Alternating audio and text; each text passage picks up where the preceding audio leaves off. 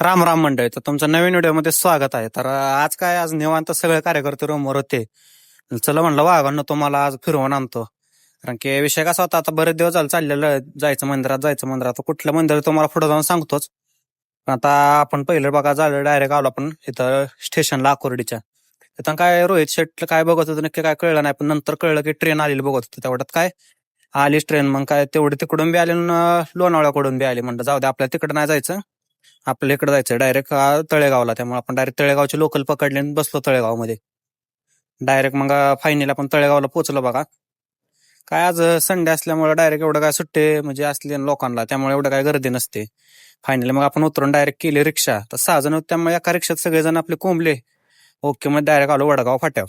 आता वडगाव फाट्यावर आल्यावर तिथनं काय आपल्याला रिक्षा नव्हते, त्यामुळे तिथनं आपल्याला काय पायीच प्रवास करायचा होता. त्यामुळे म्हणलं आता चला वाघांनो तुम्हाला चालत फिरवतो आज.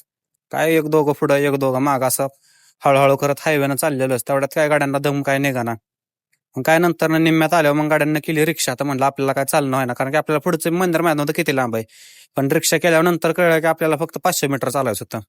जाऊ दे म्हणलं आता केली तर चालाच. मग काय डायरेक्ट बघा आलो या मंदिरात. आता हे आहे जैन मंदिर बघा. आता हे बघा असा विषय भारी दिसतोय ना, इथं तर मी काय जास्त दाखवू शकत नाही, कारण की व्हिडिओ काढायला फोटो काढायला बंदी होती. तुम्हीच आवर्जून एकदा नक्की एकदा भेट द्या. आता मी पुढे लोकेशन सांगतोच तुम्हाला या मंदिराचं. हे बघा जो आपला जुना पुणे मुंबई हायवे आहे, त्या पुणे मुंबई हायवेलाच बघा तळेगावची सोमाटणे फाटा, तिथून थोडं पुढे आल्यानंतर तुम्हाला मुंबईला जाताना उजव्या बाजूला दिसून जाईल मंदिर बघा.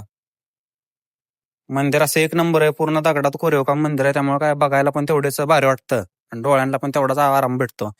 जास्त काय आपण मंदिराचा व्हिडिओ घेऊ शकलो नाही, कारण की तिथं बंदी असल्यामुळे. तुम्ही आता व्हिडिओत बघण्यापेक्षा एकदा आवर्जून तुम्ही स्वतःहून एकदा येऊन मंदिराला भेट द्या. काय तिथून फायनल आता चला म्हणलं जाऊ चालत आपण. त्यात सनसेटचा व्ह्यू झालताच मस्तपैकी एकदम. सनसेटचा व्ह्यू बघत बघत हायवेनं सगळे गँग गेलो चालत. आता चालत चाललेलो आपण डायरेक्ट आता सोमाटणे फाट्याला. इथून बरंच लांब होतं, 4 ते 5 किलोमीटर. पण काय तेवढंच म्हणलं रिक्षाने जाण्यापेक्षा चालत तेवढीच मजा येईल. आम्ही आपले 6 जण डायरेक्ट एक दो करत करत डायरेक्ट आपलं सोमाटणे फाट्याकडे आलो. फायनली आपण त्या टेकडा येऊन पोहोचलो. त्याचे इथले लोक आत बघत असतील त्यांना इथला जो व्ह्यू आहे आणि इथलं जे लोकेशन आहे ते समजलंच असेल. फायनल हे हसत खेळत आपण डायरेक्ट सोमाटणे फाट्यापर्यंत आलोच बघा. समोर बघा दिसत आहे ते बिर्ला गणपती. आपण आलतो बिर्ला गणपतीला. त्यात जाता जाता मध्येच रोडला दिसलं टेडेचं दुकान. आता रोहित शेट्टी म्हणलं आपल्याला घ्यायचं आहे टेडे, चला म्हणलं घेऊ. गाड्यांना काय पसंतच पडलं नाही टेडे, जाऊ द्या म्हणलं चला परत येऊन कुठेतरी घेऊ आपण. फायनली आपण बघा पायथ्याला पोहोचून गेलो बिर्ला गणपतीच्या, कारण की आज चतुर्थी पण होती. त्यामुळे म्हणलं आलो तर इथनं माघार कसं जायचं. मग फायनली आपण डायरेक्ट आता म्हणलं चला गणपतीला. मग आपण चालत चालत फायनली आपण पोहोचलो गणपतीपर्यंत. काय तिथं आल्यावर एवढं मनाला म्हणजे अशी शांतता वाटली की बसच. गर्दी पण काय एवढी जास्त नव्हती चतुर्थीच्या मानानं, पण होते त्यातले त्यात बऱ्यापैकी. फायनली मग आपण मग येऊन दर्शन घेतलं मस्तपैकी. दर्शन घेऊन म्हणलं आता थोडासा शूट पण करावा इकडचा तिकडचा, तुम्हाला पण दाखवावं जरा म्हणलं. त्या तिकडून वरून पुण्याचा व्ह्यू असा मस्त दिसतो. हा बघा समोर जो आहे तो सोमाटणे फाट्याचा टोल नाका आहे बघा. आणि त्यातून वरून इकडून व्ह्यू असा मस्त दिसत होता नाईटला की बसच. त्यात मूर्ती पण लाइटिंग मस्त केलं, त्यामुळे मूर्ती पण असे आकर्षक दिसत होते. त्यामुळे विषयच खोल झालता सगळा. काय फायनली तिथं थोड्या वेळ थांबलो.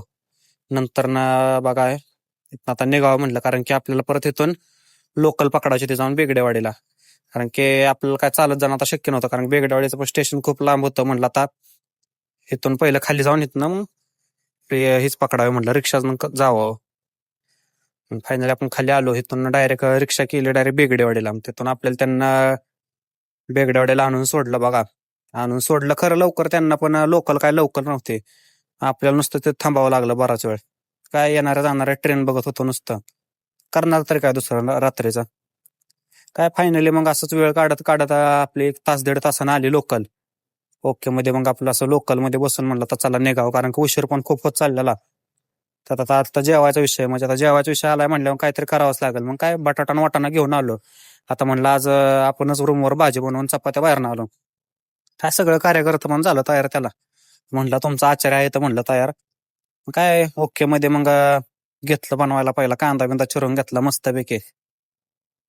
बटाटा तर आपण अगोदर शिजवून घेतलेला आहे. त्यात हे मोन्या शेट आपला मस्तपैकी भात बनवतात. त्यावर म्हणलं आपण भाजी बनवून घ्यावी. आता कसं आहे आपली शिगडी, त्या शिगडीला काय लिमिट नाही. त्यामुळं काय तिथे एकदा तापली की ती तापतच राहते. त्यामुळं खालीवर खालीवर पातेलं करावंच लागतं आपल्याला. मग काय मस्तपैकी आपलं चाललेलं नियोजन. मग काय मसाला बिसाला टाकून मस्त वाटाणा बिटाणा भाजून घेतला. मग आता वेळ आली त्यात बटाटा टाकायची, कारण की आपण बनवणार बटाट्याचीच भाजी ना. मस्तपैकी अगोदर त्याला शिजवून घेतला होता पाण्यात.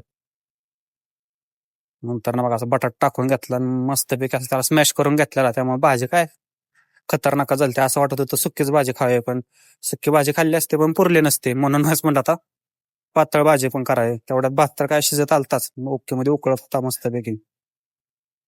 ना आपलं आपण तिकडं चाललोच होतं काय ना काहीतरी. जिथे ज्याचं त्याचं काम करत होता. काय जण खायचं तर काय जण बनवायचं, चालायचं मस्तपैकी. मग आपण भाजी बनवत होतो बघा. काय आता नंतर घेतलं जेवाय. चला ह्या दिवसा इथंच आपला शेवट करून भेटू पुन्हा पुढच्या व्हिडिओत.